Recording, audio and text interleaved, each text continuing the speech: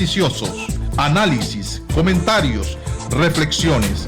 La mesa redonda para desarrollar nuestra nación.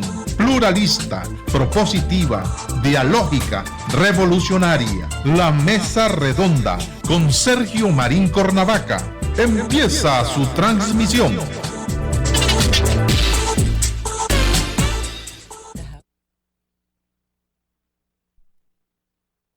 Gracias por estar en nuestra sintonía.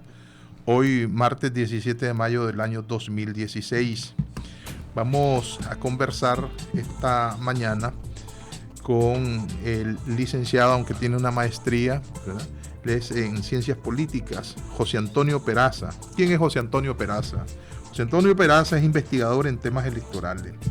Ha sido capacitador de diferentes agrupaciones políticas, también en temas electorales. Y pues tiene esa especialidad, estudió ciencias políticas, es un académico, está en la universidad impartiendo clases, pero también es un investigador permanente en estos temas. Como estamos ya en la contienda electoral, vamos a preguntarle a José Antonio, vamos a hacer una especie de panorámica de la situación electoral, ¿te parece, José Antonio? Bueno.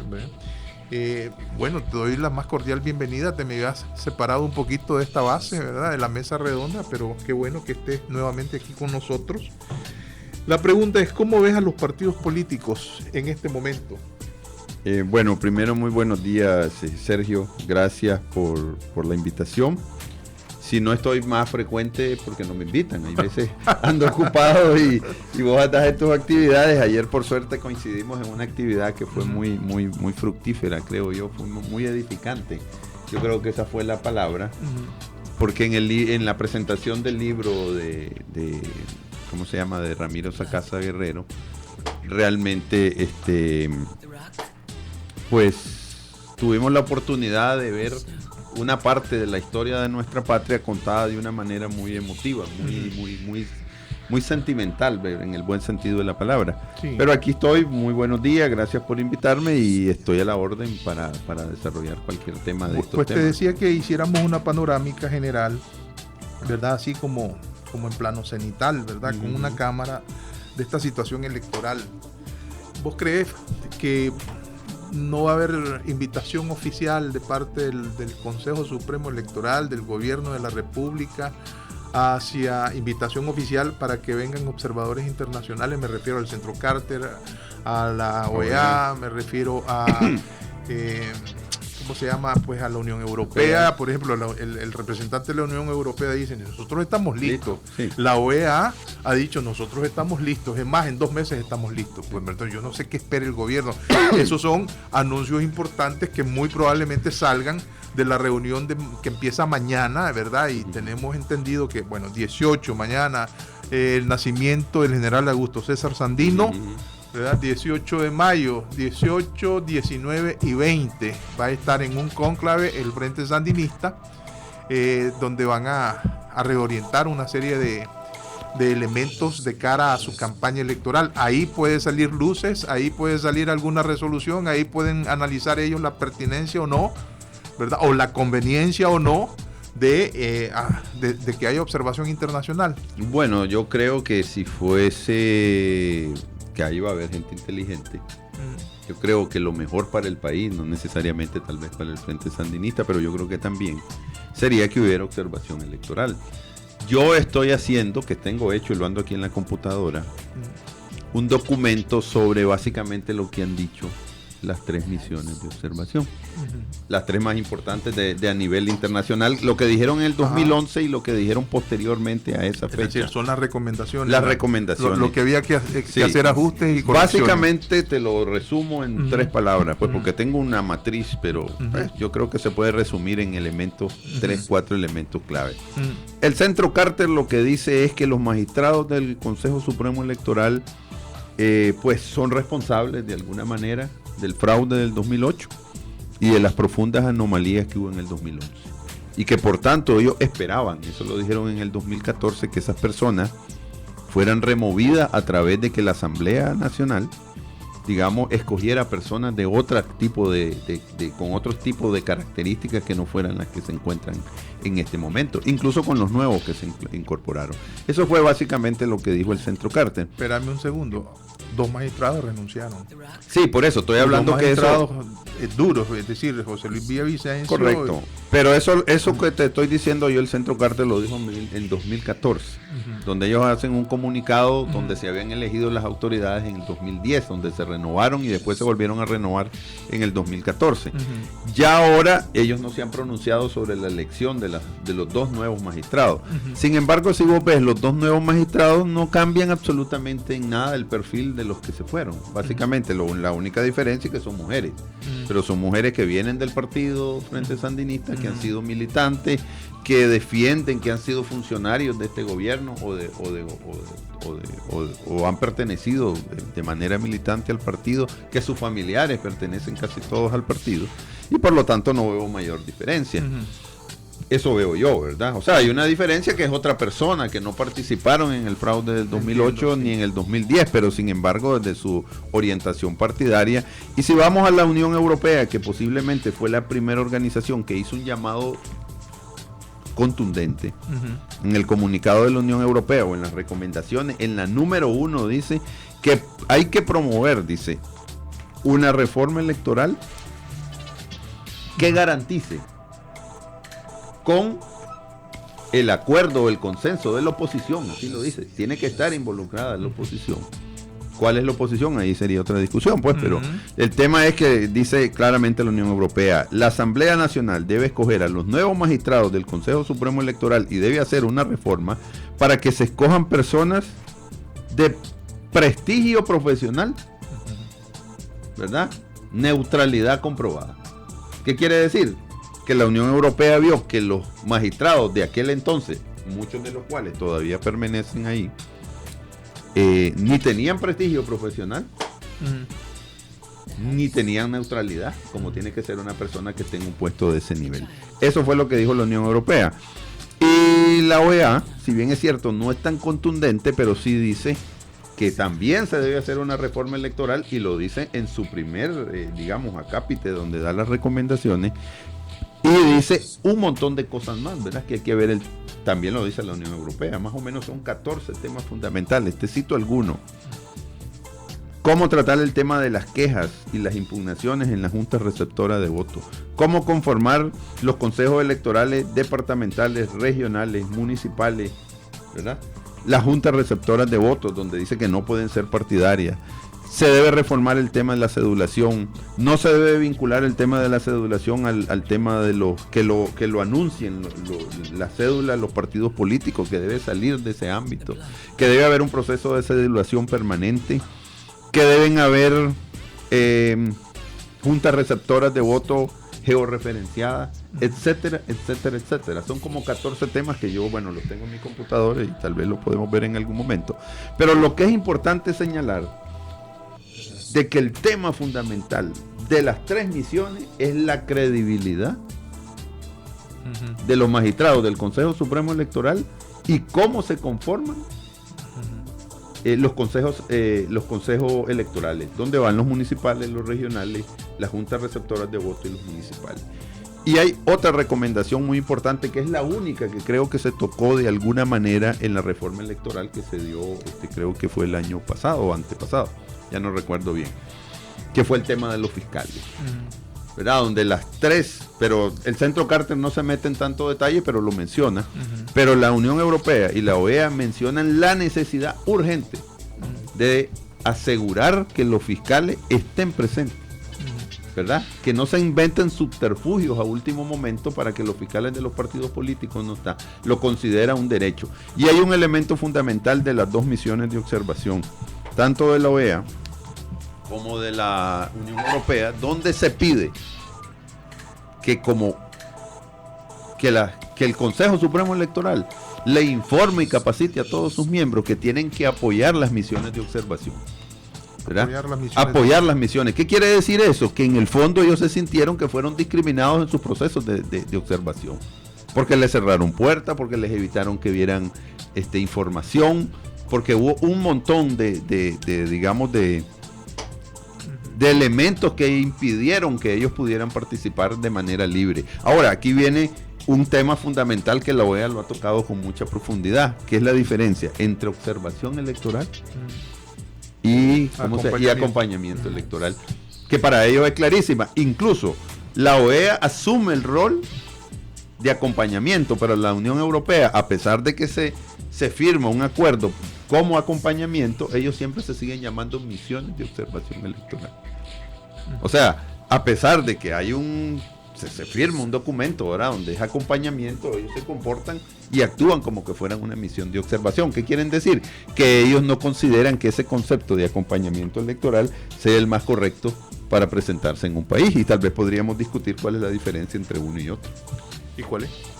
No, yo la diferencia la tengo bastante clara, porque tengo un estudio incluso que lo quiero publicar donde está la diferencia entre qué observación ¿Y en qué radica esa mira, la diferencia son básicamente tres, podría dos. La primera fundamental es el de concepción, ¿verdad?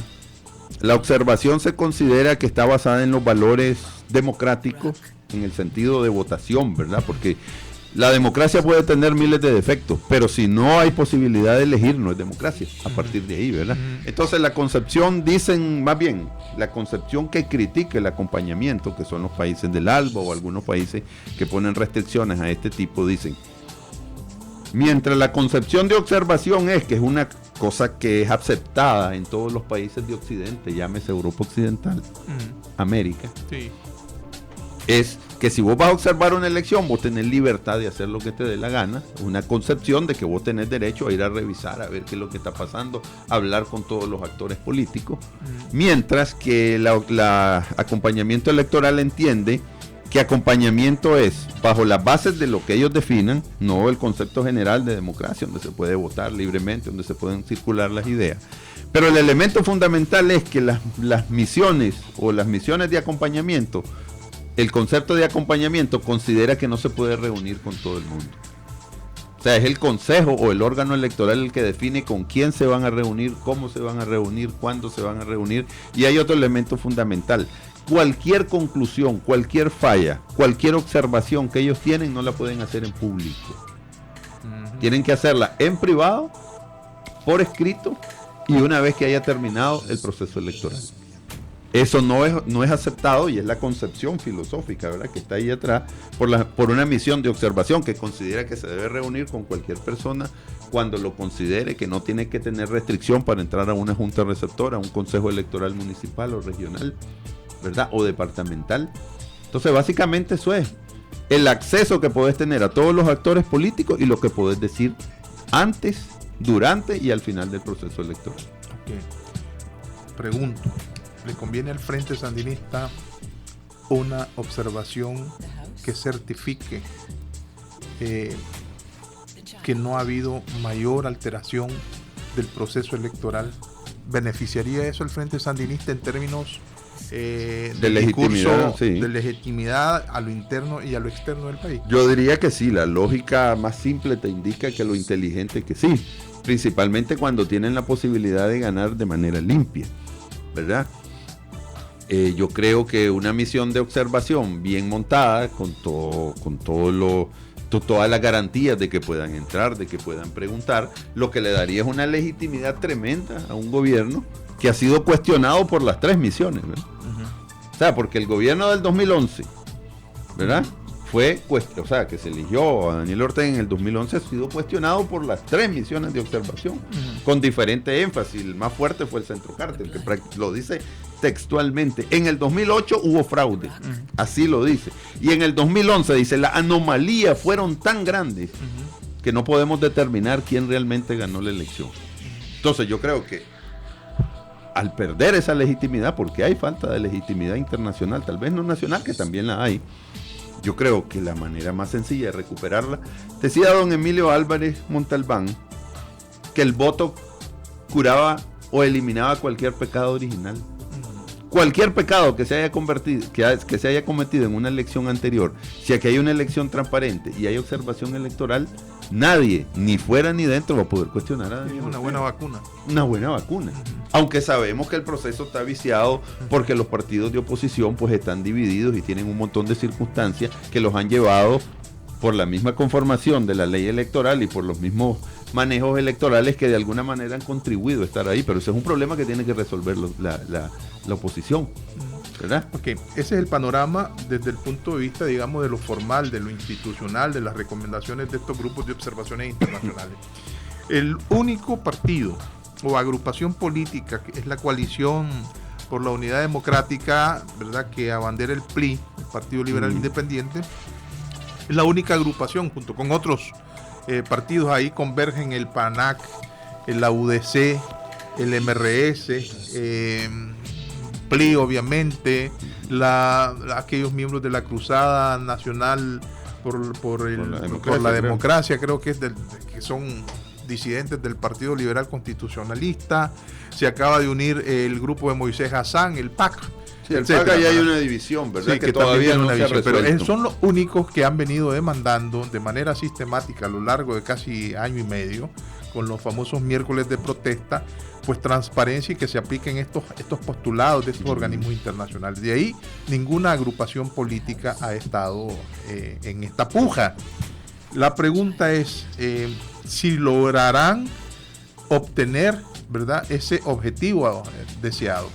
Lo vimos desde el punto de vista del Frente Sandinista y la conveniencia que eso tiene para esa agrupación, pero el PLI no ha podido, pues, ¿verdad?, poner el recurso humano en la calle que demande precisamente esta observación nacional e internacional. Bueno, yo no sé si no ha podido o no ha querido, pero independientemente que lo pueda o lo quiera, con esas protestas tan minúsculas va a ser muy difícil, ¿verdad? El Frente Sandinista es un partido de masas que muestra su músculo en la calle, ¿verdad? Para que el Frente Sandinista te tome en cuenta en la calle, yo creo que tenés que por lo menos poner 20,000, 25,000 personas, ¿verdad? Para que te tome alguna referencia. Esas pequeñas manifestaciones que son un símbolo de descontento, de reclamo y que son importantes, y yo considero que son importantes, porque es como decir, yo estoy en la calle demandando mis derechos, pero creo que son tímidas, ¿verdad? Y nosotros sabemos que eso no va a cambiar la dinámica, pues porque no hay una profunda credibilidad en eso. Ahora, ¿son legítimas? Son totalmente legítimas. Todos queremos elecciones libres, todos queremos que se nos respete nuestro voto, todos queremos saber quién es legítimamente la persona que nos va a representar en el Ejecutivo que el pueblo de Nicaragua ha decidido. Y la mejor manera de eso es que haya un montón de voces y haya un montón de ojos revisando cómo se desarrolla la elección. Yo tengo decenas, Sergio, de declaraciones, de videos que se recogieron en el 2011 de todas las anomalías que sucedieron, ¿verdad? Y tengo un ensayo que escribí casi de 30 páginas donde analizo cómo se dio tanto el fraude, que está mejor analizado del 2008, como las irregularidades del 2011.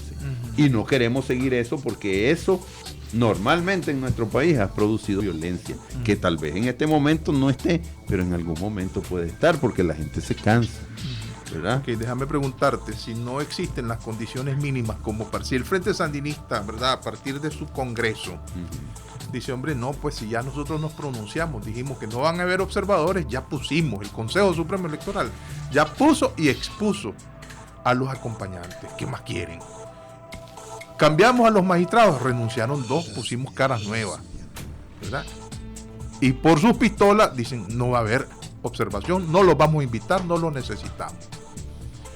Ahí salió un organismo nacional, ¿verdad?, diciendo que los inviten o no los inviten, ellos van a participar. La OEA no puede hacer eso. Pero bueno, si se cierra el Frente Sandinista y dice que no va a haber observación, eso le puede dar pie perfectamente a la oposición, en este caso al PLI, para decir, no tenemos el menor interés en participar en estas elecciones. Bueno, es que el PLI tiene un dilema terrible, ¿verdad? Por una parte, primero te voy a decir lo que va a suceder. Y yo estoy convencido de que eso va a suceder.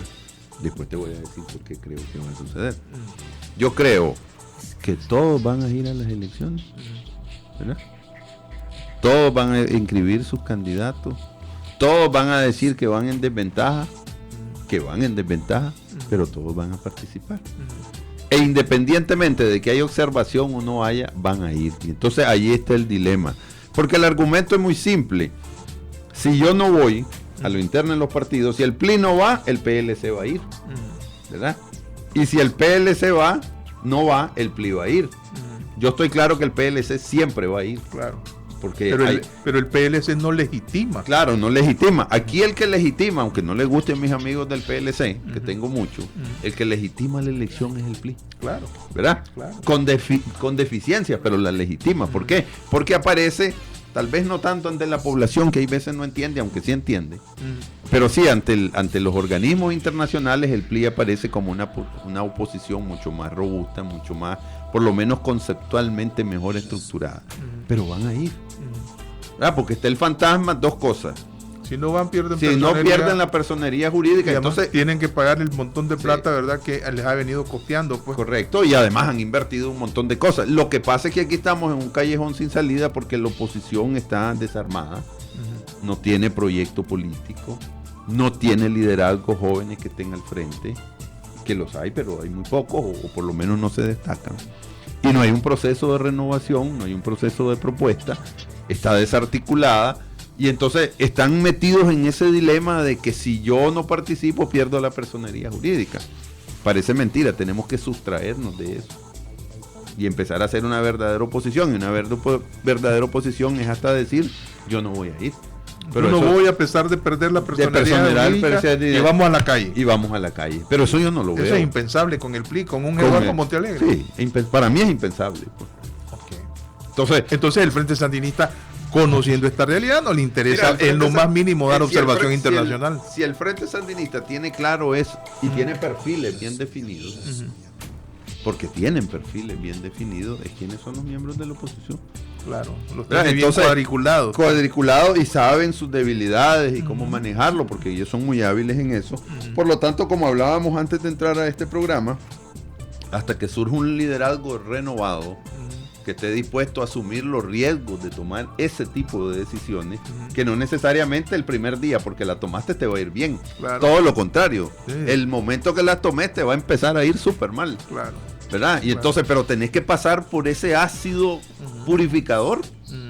¿Verdad? Acrisolamiento, dice. Sí, para tener la credibilidad y poder demandar, yo sí estoy representando los intereses de los que no están apoyando a Daniel Ortega y de los independientes. Porque yo creo que tanto el PLC como el PLI, a pesar de que hay muy buenas personas en ambos partidos, pero no manifiestan. Yo no me siento ahí. Ok, eso inmediatamente los ubicaría como partidos zancudos en una asamblea nacional. No son, pero están tendiendo a ser. Incluso hay varios partidos que están ahí que son de los partidos que no tienen personería o movimientos, que yo ya les he dicho a algunos de mis amigos que son parte de esos partidos, yo ya los veo hasta zancudeándose, porque si bien es cierto, son radicales contra el régimen, cuando empiezan a salir los puestos, todo el mundo empieza, o por lo menos a enlistarse. Y yo voy, aunque son gente más joven y todo, pero al final de cuentas, lo que está pesando, lo que pesa en todo partido político, porque la política en eso sí tenemos claro, Max Weber decía, el gran movilizador de la política son los puestos. El problema es cuando los puestos se vuelven la razón de ser del partido. Pero Max Weber lo decía en el punto de es el medio para, es decir, es el primer peldaño que tenés que conquistar para cambiar la realidad, para imponer con tu visión. Pero Max Weber lo dice en El Político y el Científico, lo dice claramente. Al final de cuentas, toda la dinámica de los partidos, lógicamente Max Weber escribió antes de la Segunda Guerra Mundial, decía, es los puestos, los partidos, porque de eso se nutre, de ahí te va.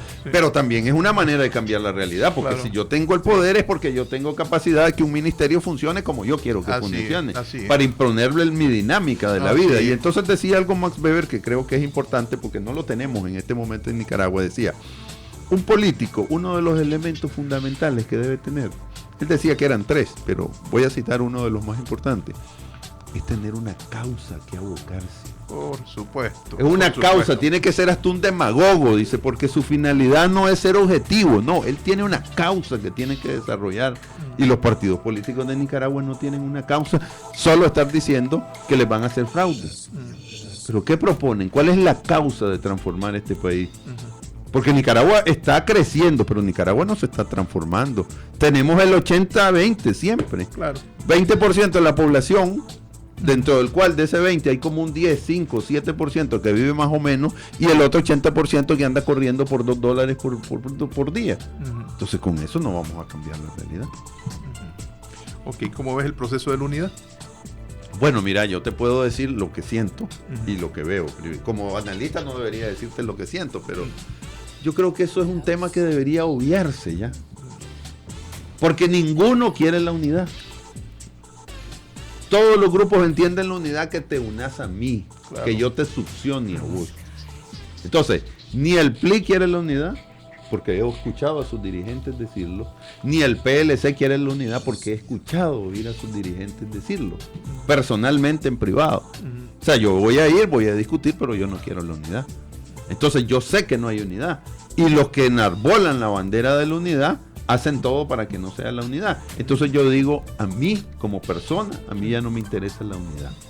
Aunque yo sé que en el campo, la base en el campo, no necesariamente en la ciudad. Son los que están sufriendo los embates de la demandan la unidad. Claro. Pero como yo sé que las cúpulas no van a tener unidad porque sus diferencias personales son tan grandes que no va a haber, entonces yo por qué voy a perder tiempo en la unidad. La unidad se va a dar cuando surja nuevo liderazgo, cuando haya personas que sean capaces de decir, basta ya de esta mentira, basta de seguir engañando a la gente de que quieren la unidad si no la quieren, y pasemos a nuevo liderazgo, a nuevos procesos para poder transformar este país, que definitivamente en los partidos políticos tradicionales no existen. Okay.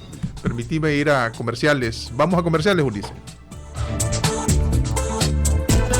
El Colegio de Contadores Públicos de Nicaragua invita a su membresía, profesionales, empresarios, instituciones del Estado y público en general a participar del Seminario Regional Interamericano de Contabilidad bajo el lema La Profesión Contable, impulsando los estándares internacionales y la responsabilidad social. Con la participación de conferencistas nacionales e internacionales, 25, 26 y 27 de mayo del 2016, Hotel Holiday Inn Managua. Para información, llamar a los teléfonos 2244-1263, 2249-9995 y 2249-5570. Colegio de Contadores Públicos de Nicaragua. Programa de Gestión Rural Empresarial, Sanidad y Ambiente Progresa, ejecutado por Catholic Relief Services. Apoya al desarrollo de la ganadería y la agricultura en Nicaragua, con el fin de reducir sosteniblemente la pobreza. En los departamentos de Jinotega, Matagalpa, Madrid y Nueva Segovia, las familias productoras y ganaderas mejoran la calidad de vida. Progresa, aumenta el uso de técnicas y tecnologías agrícolas mejoradas. Progresa, mejora la calidad de los recursos de tierra y agua. Progresa, capacita en el manejo de finca en función del mercado. Progresa, incrementa el valor agregado a productos agrícolas para acceder a mercados. Programa de Gestión Rural Empresarial, Sanidad y Ambiente Progresa, ejecutado por Catholic Relief Services. Financiado por el Departamento de Agricultura del Gobierno de los Estados Unidos. Somos la nueva radio hecha imagen. www.radio800.es.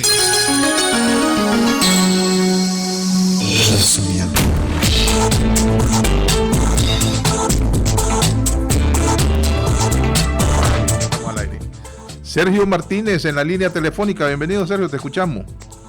Muy buen día, Sergio, y a tu invitado. Yo quisiera que tu invitado hable o nos explique o recuerde cómo fue que se entrabó el nombramiento de aquellos 25 cargos vencidos. Dentro de ellos estaba la mayor parte de los magistrados del Consejo Supremo Electoral, el tema del decretazo y todo lo demás que vino posteriormente, pero que fue parte de lo que dificultó la cuestión de los cambios en varios magistraturas de los distintos poderes. Lo otro es de que a veces hay algunas incongruencias que hoy escuchamos, pues principalmente Daniel Ortega llegó por la división de los liberales, que era la contraparte histórica. Posteriormente, en el 2011, cuando se habló de una restricción constitucional, no recordamos cómo fue que se hizo esa reforma constitucional en el 95. Y también cuando se debió haber evitado participar para no legitimar, se fue a participar, y después cuando se dijo de que hubieron irregularidades, se debía haber desconocido, y hubieron los principales diputados, agarraron su diputación y querían su curul.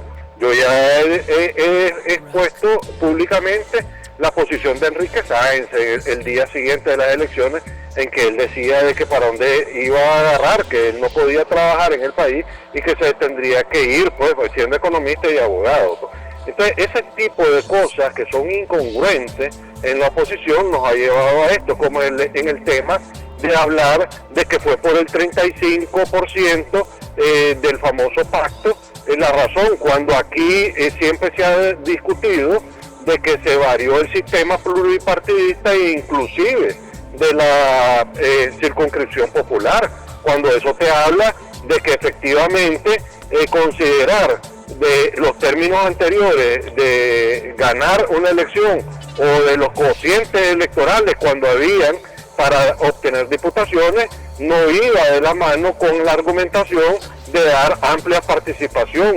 O sea, hay muchas cosas en la materia de política de la participación electoral hay en discusión todavía y de manera muy, yo diría que sin buenas argumentaciones entramos en francas contradicciones, porque ahí se puede hilar mucho, pero yo quisiera de que tal vez tu invitado abordar acerca de los acuerdos de Metro 101 y 2, quiénes los entrabaron y a quiénes favoreció eso. Muchas gracias y saludos.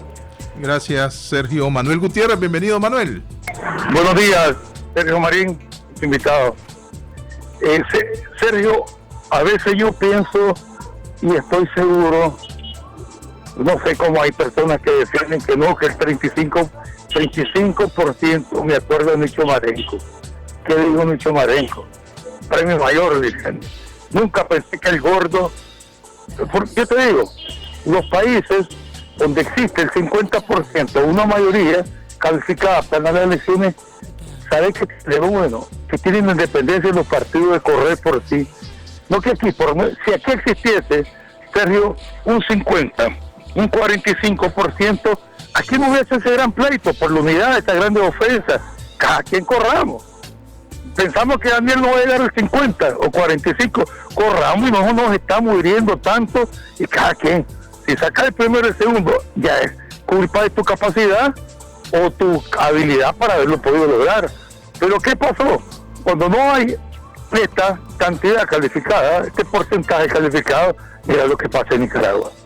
Tú quieres forzar unidad cuando por naturaleza humana a veces no puedes tener una unidad, por naturaleza propia, intereses económicos, naturaleza egocentrista, pero ¿y por qué pues? Pero sí, el 35%, Sergio, fue determinante, y lo dice Nicho Marenco, lo dice toda la gente del frente, y que no me venga con cuentos. Así es. Yo no puedo pensar por qué en los países como el nuestro, polarizados, tenés que buscar una unión. Es imposible, hay intereses.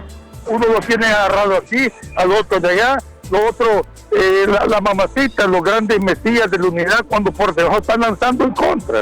Entonces, porque es lo beneficioso de un país donde hay un porcentaje calificado que vos vas por sí solo. Vos te medís, cada partido se mide, el que tuvo la mejor capacidad para organizar, para ser más claro con la gente, va a obtener ese segundo primer lugar. Buenos días, Sergio.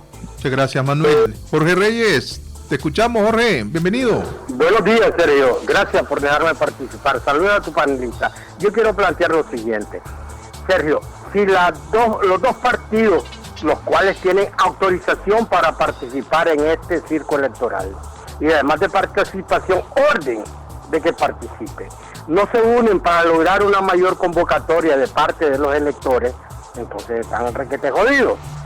Pero, ¿qué hacemos con el 70% del desempleo y del abandono social al área rural? ¿Qué nos queda? Yo quiero preguntarle a tu panelista si nuestra única salida es las demandas por los derechos, por mejorar el miserable de vida y el atropello a que somos sometidos a diario por los precios de la comida. Sergio, ya el arroz va buscando 15 córdobas a la libra. ¿Habráse visto eso en Nicaragua antes? No, señor. Y todas las cosas, todo lo que necesitamos de consumir está súper alto los precios. Ya no tenemos, ya no nos da abasto para poder conseguir ni siquiera un 30% de lo necesario, de aquello que le llaman canasta básica, que es una utopía en Nicaragua. Entonces digo yo, ¿qué nos queda si estos partidos no hacen esa unidad? Los dirigentes de estos partidos, ¿por qué no les interesa? Cada quien piensa en vivir bonito logrando su curul. Entonces el pueblo, ¿qué le queda? Las calles para hacer las demandas sociales por sus derechos ciudadanos sociales inherentes a los derechos humanos, o tenemos otra alternativa, pedir un milagro. Quisiera que el panelista me dijera algo al respecto. Buenos días y muchas gracias. Gracias, Jorge, muchas gracias. Fernando Díaz, te escuchamos, bienvenido. Sí, buenos días, don Sergio y su invitado. Hombre, es que la verdad es que esto de la tal unidad, yo no sé por qué todavía siguen en esta discusión estéril para mí, esto de la tal unidad, porque este no es asunto de unidad. Y lo voy a repetir, esto no es asunto de unidad, esto es asunto de credibilidad. ¿Y quiénes son los que andan detrás de la tal unidad? Los mismos que le hicieron gran daño a este país, que la gente ya no los quiere. Esto se lo dije al señor Maximino Rodríguez, que estuvo en el programa anterior, que definitivamente si ellos tienen un poquito de humildad y fueran capaces de darse cuenta del daño que ellos hicieron a este país, pues definitivamente deberían de empujar a otras personas que puedan ser capaces de poder recuperar esa credibilidad que ellos no tienen. Se lo dice el señor Maximino, y esto los políticos no lo quieren entender. Es que la unidad, y que la unidad va, y que la unidad no solamente es de unidad, señores, es credibilidad. Lo que no tienen la mayoría de los señores estos que nos han traído a esta tragedia junto con el Frente Sandinista y Daniel Ortega, que es otro, pues este señor tiene secuestrado no solamente a los partidos de oposición, sino al mismo Frente Sandinista. Está secuestrado, y los mismos sandinistas tienen que buscar cómo salir de él, porque en definitiva todos estamos aquí prácticamente en la misma balsa, ahora que en un momento dado nos van a hundir, y el que vive esa balsa o esa barca es el señor Daniel Ortega, y no vemos buenas perspectivas definitivamente con este proyecto trágico que nos está enrumbando el señor Daniel Ortega, con los señores borregos que tiene. Señores, dejen de actuar como borregos la gente del Frente Sandinista y empiecen a cobrar conciencia, que aquí todos estamos pagando las consecuencias, que ustedes están apoyando algo que no debería de seguir siendo apoyado. Así que yo le retomo la opinión al señor invitado, que aquí hay que buscar un nuevo liderazgo con credibilidad y que haga un planteamiento serio al pueblo de Nicaragua, porque ya no se puede decir más que los nicaragüenses no tenemos memoria. Quieren que obligadamente sigamos en más de lo mismo, con los mismos señores zánganos, para que el día de mañana, cuando vuelvan a tener los mismos resultados que hemos tenido en más de un siglo, es que los nicaragüenses no tenemos memoria. Estamos cansados que nos sigan diciendo todas esas mentiras. Gracias, don Sergio. Muchas gracias, Fernando. Bueno, le cedo el micrófono, ya tenés 5 minutos, José Antonio Peraza, para concluir con responderle a los oyentes, ¿verdad? Porque después tenemos a Rigualda Ortega, gerente de ventas de Coirsa. Es tuyo el micrófono, José Antonio. Gracias, Sergio. Miren, bueno, aquí hay varias observaciones. Está mi buen amigo Sergio Martínez, está el señor Manuel Gutiérrez, que lo conozco, creo, y don Jorge Reyes, que están un poco... Díaz, Manuel Gutiérrez, sí. Sí, y después don Fernando Díaz. Miren, bueno, no me voy a meter en el tema de Metrocentro y eso, porque yo lo leí, pero creo que aquí el tema más importante es el siguiente. La división del liberalismo en el 2006 es lo que permite que Daniel Ortega ascienda al poder, y lógicamente se da por la división, pero también por el cambio de las reglas del juego, que es el tema del 35%.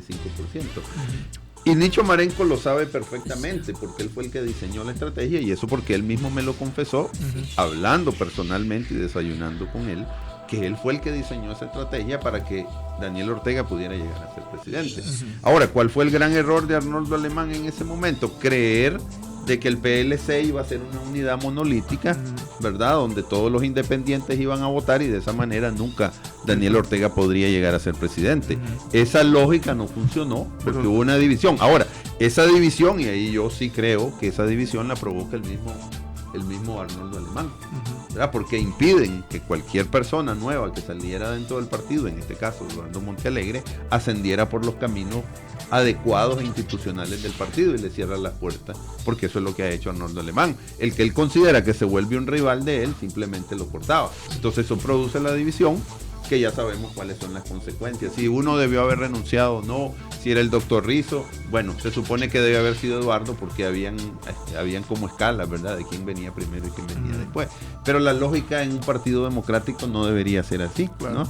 Yo estuve en la convención donde se eligió al ingeniero Bolaño y al doctor Rizzo, y uno sabe cómo se dieron los movimientos ahí, ¿verdad? Entonces, como no hay democracia en el partido, o nunca ha habido, ¿verdad? Entonces eso provoca que haya rebeldía, y la rebeldía provocaron la división, y la división con el cambio lo volvió débil. Y lo volvió débil en la medida en que hubo un cambio de la ley electoral que permitía que Daniel Ortega ganara con menos o con más o menos el 25%, ¿verdad? Ahora, el tema es claro, y aquí volvemos a lo mismo, a la cierta sinceridad de qué país querés construir. El pacto de 1999 que llevó a la ley electoral del 2000 estaba diseñado, yo tengo un estudio sobre eso, que pues, ahí está la orden, el que lo quiera, estaba diseñado para crear un bipartidismo, para que hubieran dos personas o dos grupos que se alternaran en el poder, pero manteniendo al Partido Liberal sobre los demás. ¿Por qué? Porque era la fórmula que había inventado el Partido Liberal Nacionalista en 1974, en el pacto en el famoso Cupiacumi, para que el Partido Conservador tuviera el 40% y el Partido Liberal Nacionalista el 60%. Esa misma fórmula se quiso reeditar en el 2000, con una diferencia importante, que el Frente Sandinista no era el Partido Conservador, ¿verdad? Primero porque tenía un arraigo, era un partido que había ganado la guerra, porque ganó la guerra, ¿verdad? Es algo que duele, pero el Frente Sandinista ganó en la guerra porque se quedó en el poder, tenía las armas, tenía el control, tenían las empresas, movilizaba a la gente a la calle, y por lo tanto... Ahora, ¿cuál es la gran mentira de hoy? Creer que vos con los partidos liberales que tenés, vos podés ir gradualmente desplazando al Frente Sandinista. Eso es falso, ¿verdad? Y aquí creo que casi todos coincidimos, y yo no sé por qué nadie lo entiende, porque está claro para la mayoría de las personas que nos llamaron, que los nuevos liderazgos tienen que estar basados en nuevos líderes, con nuevas ideas, con nuevos rostros, con nuevas propuestas, adherido a lo que está viviendo la sociedad moderna, ¿verdad? Usar las redes sociales, el internet, la manifestación de los jóvenes, los colores, que el Frente Sandinista en eso lo ha entendido muy bien. Tenés que tener colores diferentes, tenés que tener propuestas diferentes, tenés que tener música diferente, ¿verdad? Tenés que tener propuestas para los jóvenes, tenés que hablar de los temas que a ellos les preocupan, la música, el alcohol, las drogas, el sexo, todo lo que estamos viviendo y que vemos por la televisión. Y esos liderazgos, para que puedan salir, tienen que tener credibilidad. Esa es la palabra clave. Liderazgos nuevos, con ideas del siglo XXI, con medios del siglo XXI, con propuestas del siglo XXI y con credibilidad. Mucha creatividad, otros colores, usar el teatro, usar la danza, usar lo que los jóvenes hacen en las universidades, el rock, el reggaetón. Eso es lo que tenemos. ¿Cómo dar esa transición? Si lo supiera, ya lo estuviera haciendo. Pero no es discutir el tema de la unidad. Y aquí voy a ser contundente, aunque aprecio a todos mis amigos liberales. Dejen de seguir engañando a la gente de que van a unirse, porque no se van a unir. Entonces yo le hago dos propuestas que sé que se van a cumplir. Todos van a ir a las elecciones y ninguno se va a unir.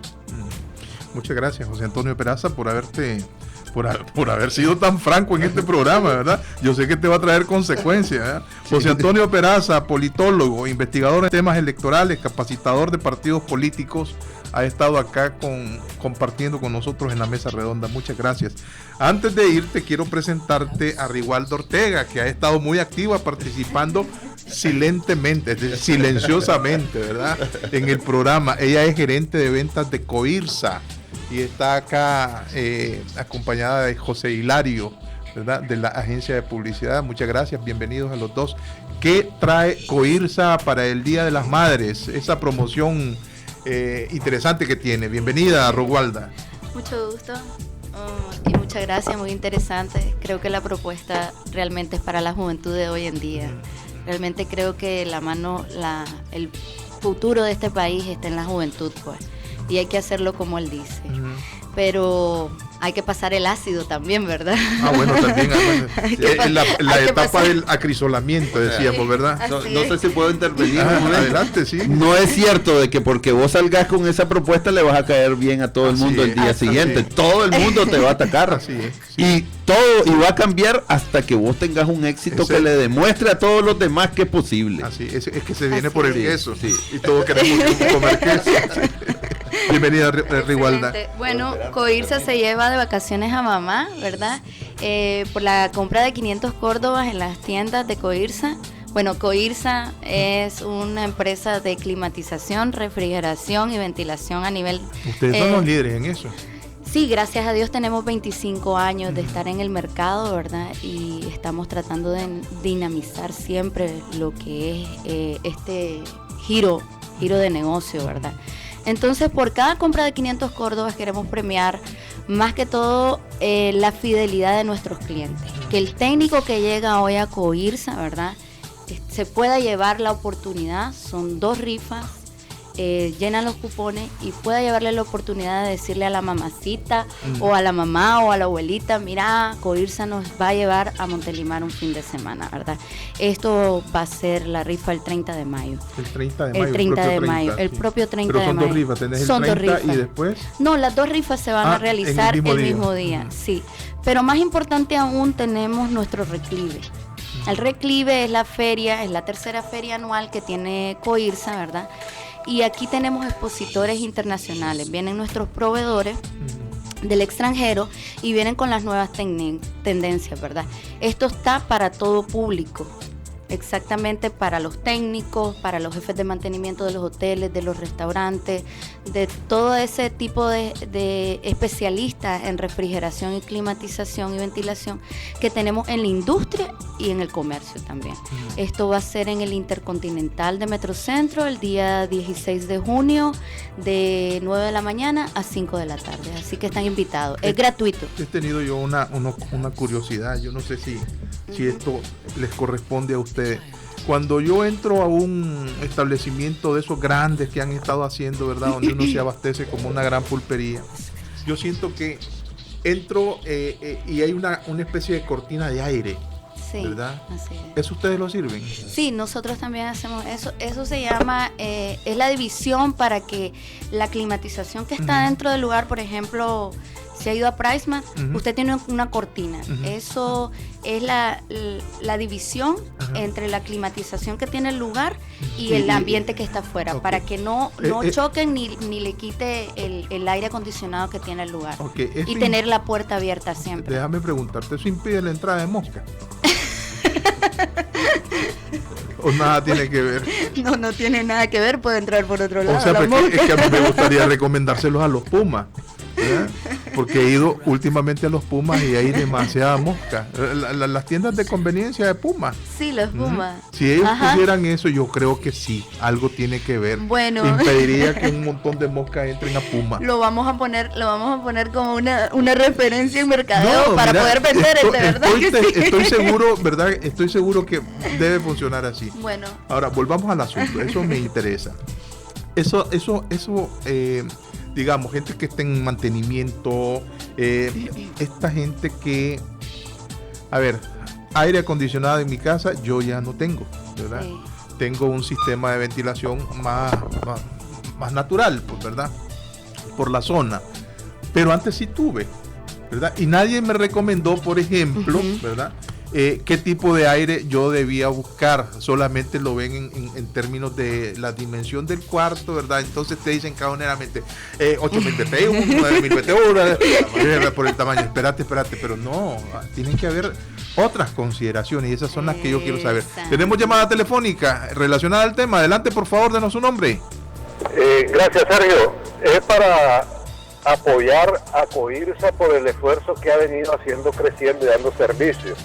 Hombre, fíjate que yo he comprado cantidad considerable, más o menos, para climatizar distintos lugares, aire acondicionado de distintas marcas de las que se conocían o de las que se tenían más prestigio, de las casas comerciales.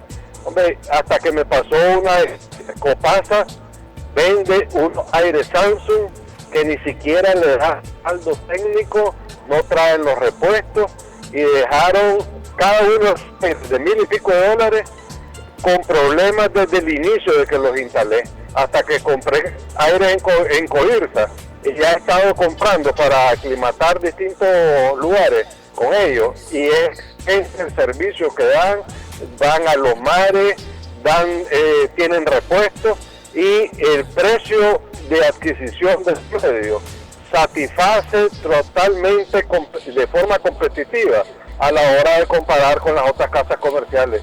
Ojalá que sigan creciendo y que les vaya bien en su éxito.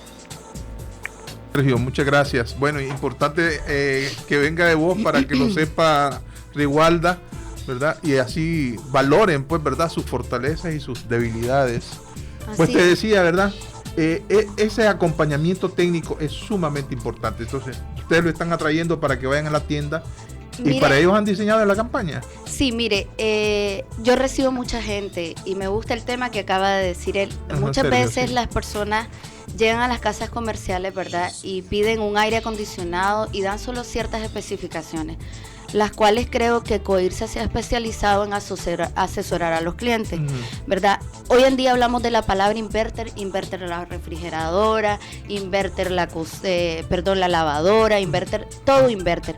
Pero ¿qué manejamos de la palabra inverter y qué manejamos de la alta eficiencia? Usted me decía algo típico que la gente pregunta: ¿cómo realmente me ahorro o tengo en mi tarifa de mi energía, ¿verdad?, de mi luz, una reducción con un aire acondicionado, ¿verdad? Sí. Entonces, la palabra inverter simplemente es una palabra técnica que se ocupa para un regulador de energía o de picos de voltaje que lo trae el compresor.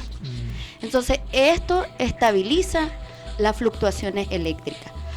Sumado a esto tenemos el SER o la alta eficiencia, que es lo que nosotros llamamos hoy en día realmente igual al consumo, o una reducción de consumo. El SER, entre más alto, más consumo energético tiene. Entonces tenemos hoy en día Midea con un SER 37 que le ahorra un 75% comprobado con un certificado ARI, un 75%. Usted se va a las casas comerciales y todas le dicen el 75% de ahorro, el 50% de ahorro, pero ¿contra qué?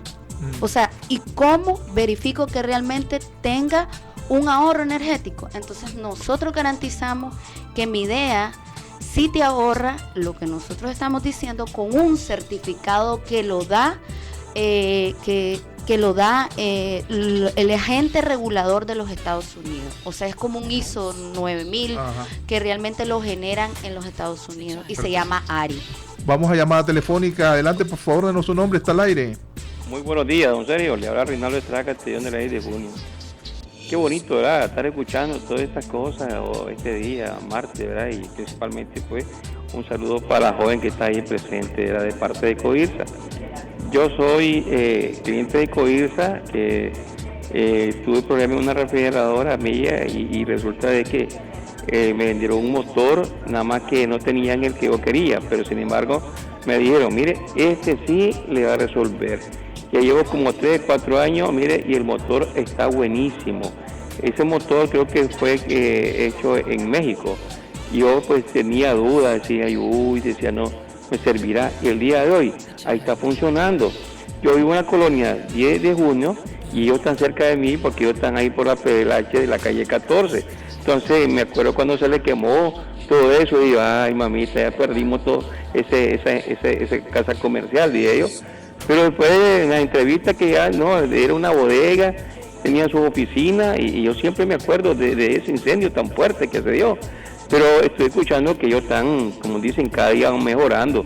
Pues yo los felicito, ahora que sigan adelante, ¿verdad? Porque realmente lo único sí que yo no he escuchado nada de motores, solo he escuchado nada más de una línea, lo que es aire acondicionado. Y todos nosotros, pues, aquí los que no tenemos capacidad, ahí andamos buscando, como dice el señor que habló, que dijo que anda que vende un buen precio y toda esa cosa, que eso es lo que nosotros andamos buscando, lo bueno, lo bonito y lo barato. Muchas gracias, estimado amigo. Muchas gracias, Rigualda, por haber estado con nosotros. Rigualda Ortega, gerente de ventas de Coirsa. Acérquense a Coirsa entonces para cumplirle a mamá. Y a la mamacita, dijiste. Y también a la mamacita, pero también a nuestro reclive, ¿verdad? Okay. Los esperamos, es gratuito en el Intercontinental el 16 de junio de Metrocentro, ¿verdad? Es totalmente gratuito, puede ir cualquier persona. Vamos a tener una exposición de todos los productos, vamos a tener rifa, vamos a tener expositores internacionales y vamos a tener también en vivo un aire acondicionado, ¿verdad? En un espacio totalmente sellado y les vamos a explicar y les vamos a enseñar cómo realmente los aires acondicionados pueden bajar su factura energética. Muchas gracias, Rigualda. Muchas gracias, José Hilario. Nos vemos mañana, nos escuchamos mañana en otro programa de La Mesa Redonda. Desde Managua, Nicaragua.